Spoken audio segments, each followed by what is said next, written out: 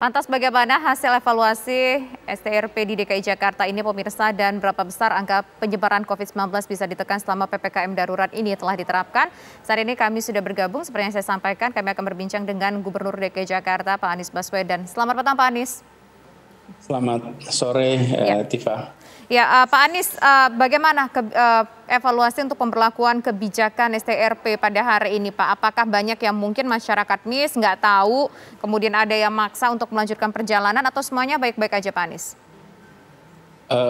Begini, kalau bicara tentang di lapangan, pasti banyak yang juga belum menyiapkan suratnya, kemudian belum tahu informasinya. Jadi sambil kita melakukan edukasi kepada publik bahwa kita sekarang menerapkan STRP dan minta kepada masyarakat untuk sesegera mungkin mereka yang bekerja di sektor esensial dan kritikal untuk memanfaatkan fasilitas pendaftaran online, dan insya Allah diproses kurang dari 5 jam.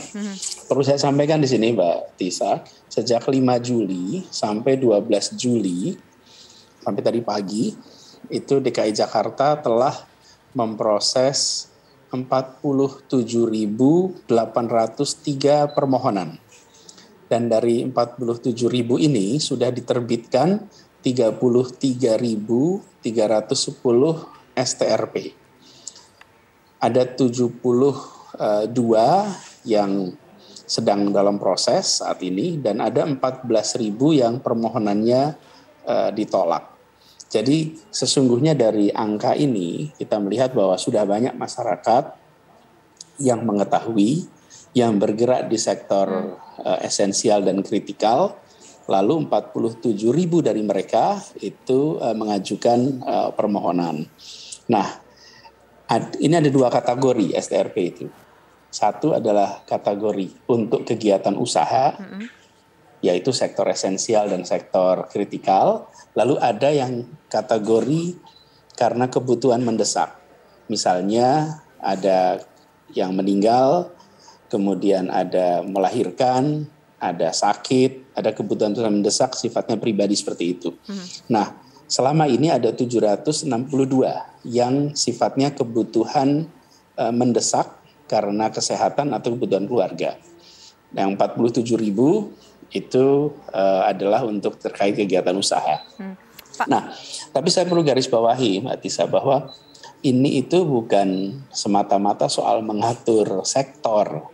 Kita ini sedang berhadapan dengan pandemi, karena pandemi ini disebabkan oleh virus, yang virusnya menular karena interaksi, karena pertemuan. Maka untuk menekan penularan, menghindari penularan, sebanyak mungkin masyarakat mengurangi kegiatan di luar rumah.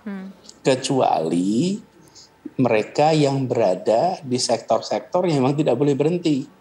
Misalnya sektor kesehatan, sektor tadi ada 14.000 keuangan. Pak yang ditolak STRP-nya. Apakah ini mereka yang berada di luar sektor tersebut atau mungkin ada alasan-alasan lain, Pak?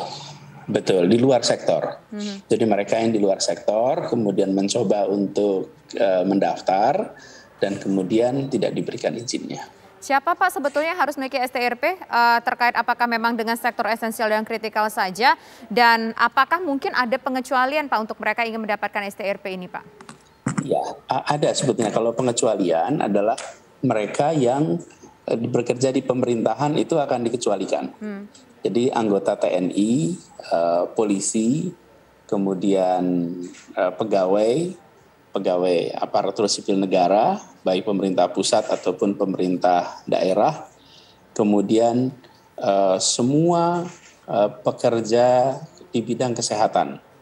Jadi tenaga kesehatan dan semua yang terkait dengan penanganan pandemi itu diharuskan, termasuk truk pembawa oksigen, kemudian mobil pengangkut jenazah. Jadi semua yang terkait dengan penanganan pandemi tidak perlu menggunakan STRP.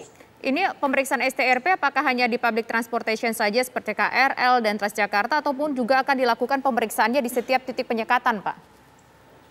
Jadi di semua, jadi tempat penyekatan begitu, kalau selama minggu pekan lalu itu juga sudah dilakukan. Nah, sekarang kendaraan umum kita haruskan juga begitu. Sama juga dengan kereta komuter. Kereta komuter juga yang naik kereta komuter adalah mereka yang memang bekerja di sektor yang esensial, sektor yang kritikal. Jadi semua. Lalu prosesnya, Mbak.